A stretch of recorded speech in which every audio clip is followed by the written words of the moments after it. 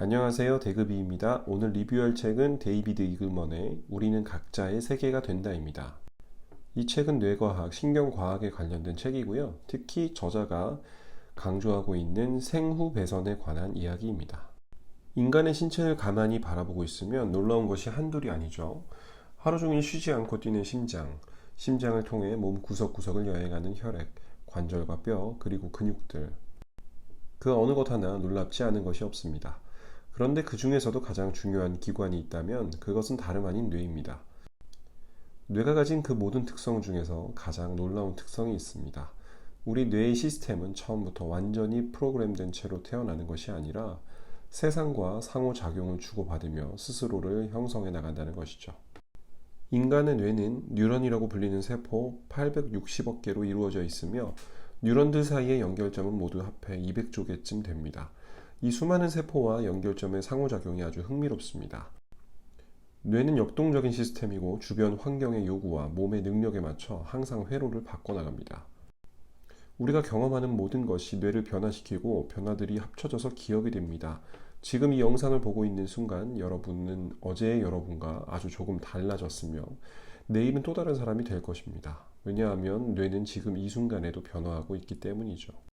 심리학자 윌리엄 제임스는 가소성이라는 말을 만들어냈습니다. 가소성이란 외부 사건에 의해 변할 수 있으며 달라진 모습을 유지할 수 있는 시스템이라는 개념입니다. 그래서 우리는 흔히 뇌 가소성이란 말을 들어본 적이 있을 겁니다. 뇌가 변할 수 있고 그 달라진 모습을 유지한다는 개념인데요.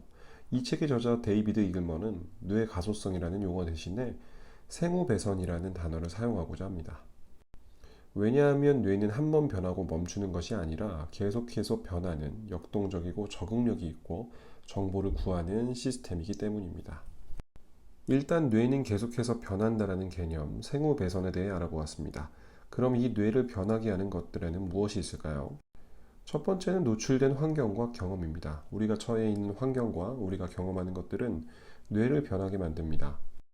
풍부한 경험을 해야 하는 게 얼마나 중요한지 이해할 수 있었습니다.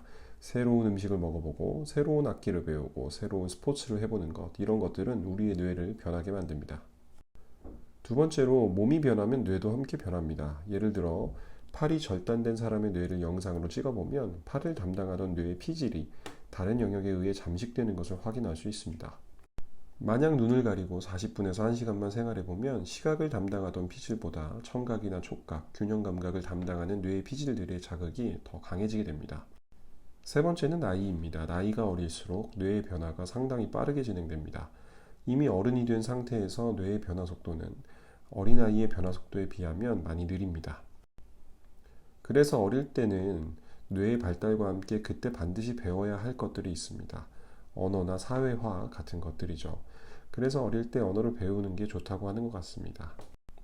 뇌는 입력 자료를 이용합니다. 입력은 다양한 방법으로 되죠. 청각이나 시각, 미각, 촉각, 후각과 같은 방법으로 뇌는 정보를 받아들입니다. 그런데 뇌가 정말 재미있는 것은 감각들을 통하여 들어온 정보를 전기 신호로 받아들일 뿐이고 그 전기 신호가 주는 패턴에 의미를 부여하는데 아주 적합한 기관이라는 겁니다. 입력되는 정보의 종류와 상관없이 뇌는 거기에 적응해서 최대한 정보를 추출해내는 법을 터득합니다. 데이터 구조의 외부 세계에 중요한 정보가 반영되어 있기만 하다면 뇌는 그 암호를 푸는 법을 스스로 알아냅니다. 이를 통해 우리는 감각대체라는 아주 놀라운 현상에 대해 이해할 수 있게 됩니다. 50년 전에 실행된 실험을 통해 감각대체가 가능하다는 것이 알려지고 현재는 이를 활용하고 있습니다. 이 실험은 치과 의자를 개조해서 등 뒤에 약 400개의 테프론 팁을 설치하고 자원자의 머리 위에는 카메라를 설치해서 카메라의 영상에 따라 테프론 팁이 자원자의 등에 자극을 주게 되는 실험인데요. 예를 들어 컵 영상이 지나가면 컵에 해당하는 테프론 팁 자극이 들어가는 거죠. 그런데 뇌는 이 패턴을 받아들여서 나중에는 영상 없이 등 뒤의 촉각만으로도 어떤 영상이 지나갔는지 맞출 수 있게 됩니다. 즉 피부에서 들어오는 정보를 눈에서 들어오는 정보처럼 활용할 수 있게 되는 거죠.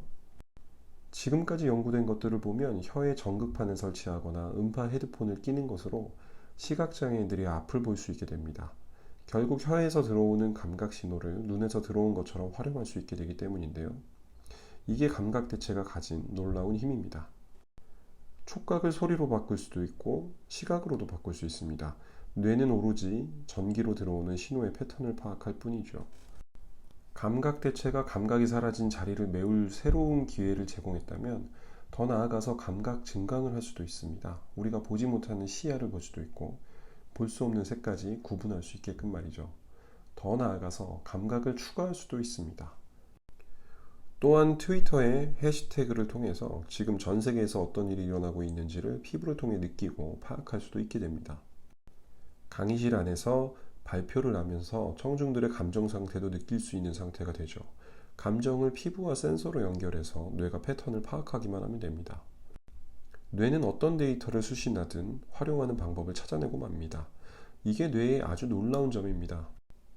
피부를 통해서 전 세계에 일어나는 모든 일을 파악할 수 있다는 것 정말 놀라운 일이 되지 않을까요?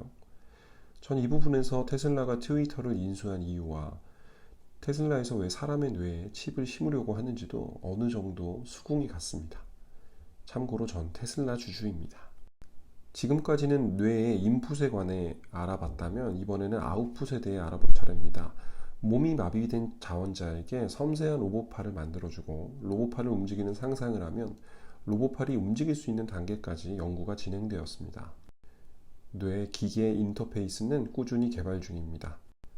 이런 과정들이 더 정교하게 된다면 우리는 우리의 신체 기관 외에 다른 기관을 추가해서 사용할 수도 있고 없는 신체 기관을 만들어서 대체할 수도 있게 됩니다. 전선다발로 우리의 뇌와 연결을 할 수만 있다면 말이죠. 그런데 여기서 이런 생각도 할 수 있게 됩니다. 전선다발을 무선으로 연결할 수 있게 된다면 어떻게 될까요? 그럼 우린 뇌에서 주는 신호로 멀리 떨어진 로봇팔, 물체 등을 움직일 수 있게 됩니다. 감각 대체, 감각 증강 부분도 엄청나게 소름 돋는 부분이었는데 뇌에서 신호를 줘서 지구 반대편에 있는 로봇을 우리가 뇌로 조종할 수 있게 될 날이 머지 않은 것 같습니다. 화성에 있는 로봇과 지구에 있는 인간의 뇌가 무선 인터넷으로 연결만 될 수 있다면 지구에서도 화성에 있는 로봇을 조종할 수 있는 날이 올 수도 있다는 거죠. 지금까지 이야기한 것들은 뇌의 생우배선의 특징 때문에 일어날 수 있는 일입니다. 생우배선 덕분에 우리 각자는 공간과 시간의 그릇이 됩니다. 우리는 지상의 어느 특정 지점에 떨어졌을 때 그곳의 세세한 특징들을 모두 진공청소기처럼 빨아들입니다. 우리는 세상에 거하는 그 순간을 기록하는 장치가 되는 셈이죠. 그래서 우리는 각자의 세계가 됩니다.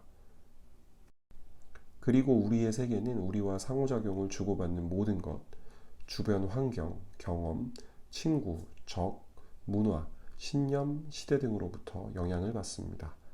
그리고 생우배선 때문에 우리는 각자의 세계가 되는 거죠. 앞으로도 많은 연구가 계속될 것이고 우리는 정말 새로운 시대를 맞이하게 될지도 모르겠습니다. 신기하기도 하고 이해하면 무섭기도 한 그런 책이었습니다. 이번 리뷰는 여기서 마치겠습니다. 감사합니다. 대급이었습니다.